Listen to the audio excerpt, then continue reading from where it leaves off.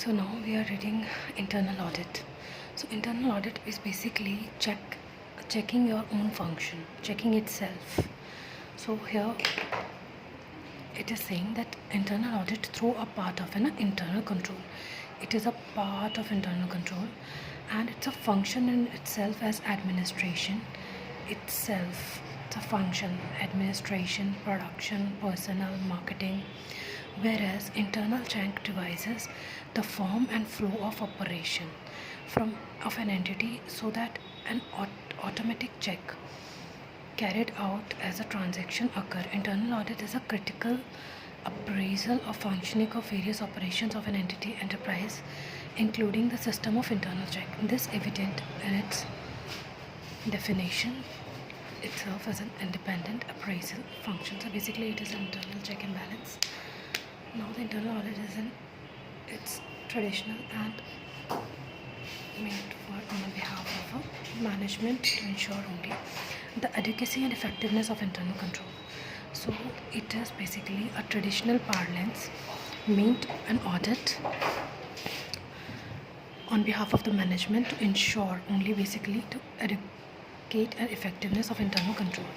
Also the accuracy and timelines of the financial and other records and reports, adherence to laid down policies and procedures by each unit of the organization. So it basically contains three main elements. So basically it is the adequacy and effectiveness of internal control, that how effective internal control is. So internal audit basically check that, and also accuracy and timelines of the financial and other records and reports. Also the accuracy they check, adequacy. So here are the points are adequacy and effectiveness. Also it checks the accuracy and timelines of the financial and other records and reports, adherence to laid down policies and procedures by each unit of organization. Now the internal control can be defined as an independent appraisal function. Independent appraisal function. It is independent appraisal function. Also it's established within the organization, means an individual, it's an independent check of an organization. Also established within the organization, means it is an internal part, it's not an external audit. So we know that it's within the organization. It is basically to examine and evaluate the activities as the service to the management. Why we are doing this? To evaluate and examine the activities of the various aspects of an organization, on the various functions of an organization. It's also to assist the members of the effective discharge of their responsibilities. Basically we are assisting the members for effective work for their responsibilities, to furnish with analysis, appraisal and suggestion, other things.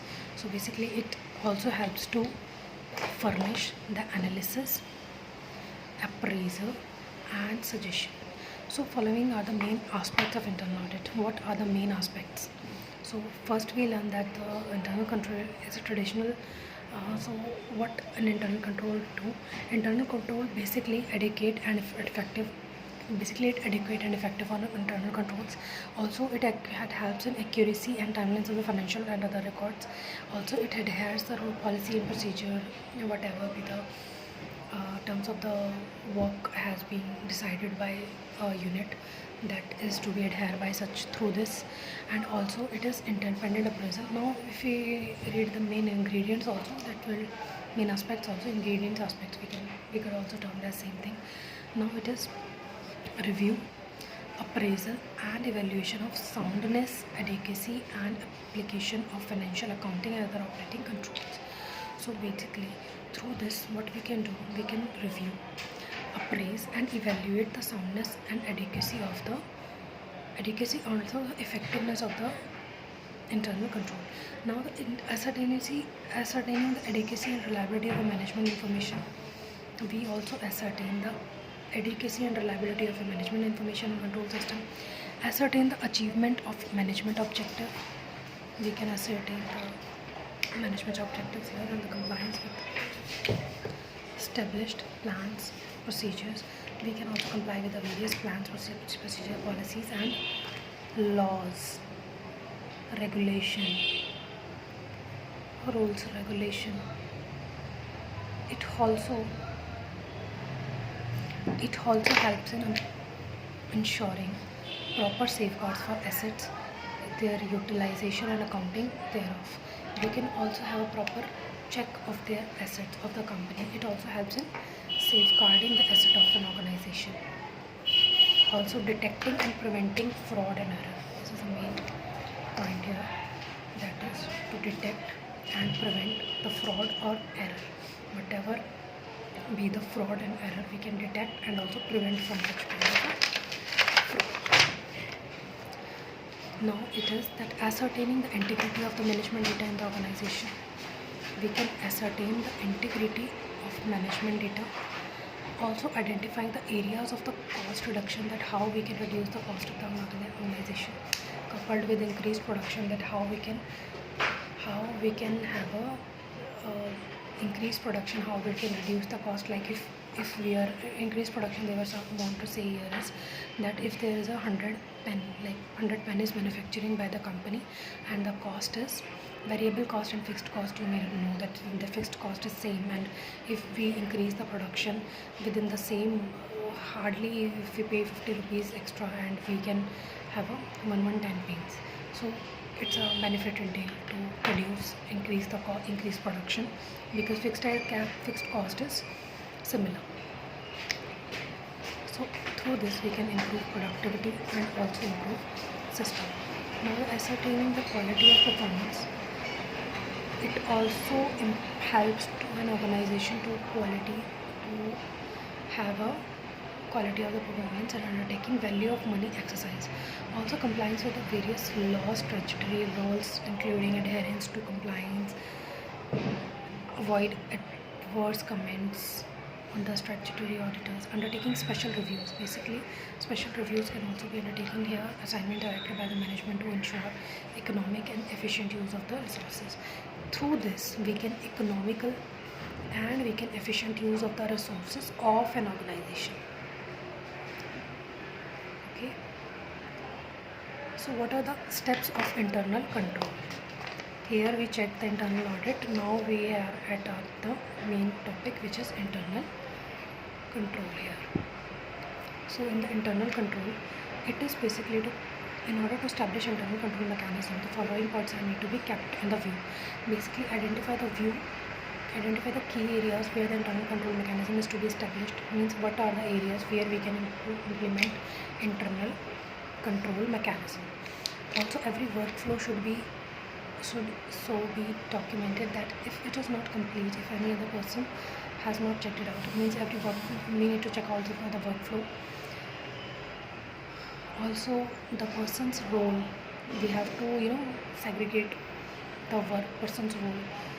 Also establish the surprise check mechanism with where the money matters are involved. Even after where not money matters are involved, we can also have a surprise check to know the integrity of a person. Also report the non-adherence of key compliance area, reporting and reviewing. So here first we need to check the key areas. Second, we have to check out the workflow. Third, we have to check out the person's role, responsibility. Also then we have to check out the surprise check. Then there is a non-adherence reporting. Then there is a reporting and there is a review. So these are the 6 steps in the internal control which we require to follow. So here we can make any acronym, that is key area, workflow, personal responsibilities, price check, reporting and review. Now the SEBI LODR regulation. What SEBI has a guidelines in relation to the internal control. Now the CEO or the MD or the manager in their absence, the whole time director appointed in terms of the companies, and the CFO shall certify to the board that now it is the responsibility of the CFO to certify to the board, where means there is no CEO, there is no MD, or there is no manager in the company. So in the absence of this, full-time director has been appointed and CFO has a responsibility, and CFO has to certify certain things to the board. Now what all the things they have to certify? They have reviewed financial statements and cash flow statement for the year, and to the best of their knowledge and belief, they have to ensure that they have reviewed the cash flow statement, also financial statement, also profit and loss, other things has been reviewed by the CFO, and they have acted and the best of their knowledge and belief. The statements do not contain any material untrue statement or omit any material fact. These statements do not contain any material untrue statement or that might be misleading. Means even after saying so, even after having so, there are chances that any misstatement or misleading statement or a material untrue statement can be found.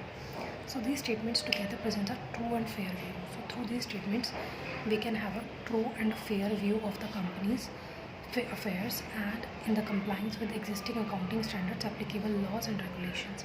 There are, to the best of their knowledge and belief, no transaction entered into by a company during a year which are fraudulent, illegal or violative of the company's code and code of conduct.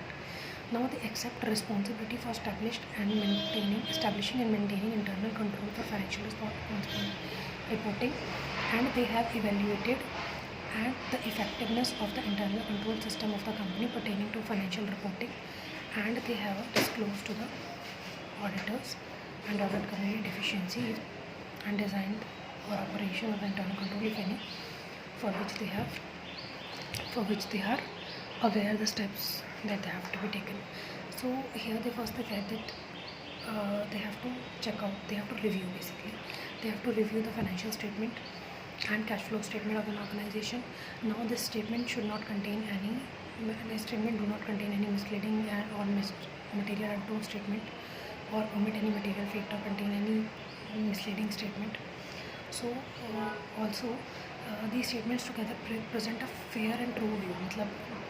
These statements has to present a true and fair view, a clear picture of an organization, and the compliance with the existing accounting standard means they have complied with the existing accounting standards, means everything has to be complied. There has to be best of their knowledge and belief, no transaction entered into by a company during a year which are fraudulent or मतलब सारी चीज़ें accordingly हुई हैं, कुछ भी इस intention से नहीं हुआ है कि कंपनी को फ्रॉड करना है, इलीगल है, वॉयलेटिव है, कोड ऑफ कंडक्ट में नहीं मैच करता है. They accept responsibility for establishing and maintaining internal control. They accept that the responsibility for establishing and maintaining internal control for financial reporting, that they have evaluated and effectiveness of internal control system of the company pertaining to financial reporting. They have disclosed to the auditors and audit committee. If anything wrong has been found by the internal auditor, then they can report to the audit committee. The steps have taken or proposed to be taken to rectify these deficiencies. They have indicated to the auditor and audit committee significant changes in internal control over the financial reporting during the year. So they have to report and indicate to the auditors and audit committee that significant changes in the internal control and financial reporting, significant changes in the accounting policies. Means accounting policies have changed during the year, and the same has been disclosed in the notes also on the financial statement. Significant of an instance of the significant fraud of which they have become aware, and the involvement therein, if any, of the management or an employee having significant role in the company's internal control system over financial reporting. That's all. This chapter is finished.